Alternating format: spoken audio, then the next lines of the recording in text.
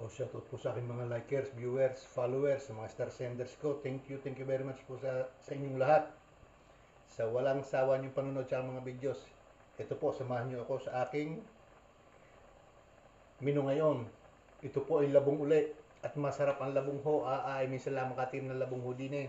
Kaya rin, nagluluto naman po ako ng labong na may hipon. Kaya pakikita ko po sa inyo. Kaya po. At yun nga po ang aking labong. Ihulog ko naman yung hipon. Hahaluin natin yan. Yan. Po, nahalo ko ng yan. Tatakluban po natin yan. Paborito ko po talaga ang labong. Yan po. Takluban po natin yan. Yan po. Haluin po ulit natin. Takluban at 5 minutes. Luto na yan. Napakasarap po ng akin yan. Nilagyan ko po yun ng sili, ng manghang. Okay. At tuloy, luto na po ang aking labong na may hipon. Yan po, napakasarap po. Okay, thank you po for watching. God bless po.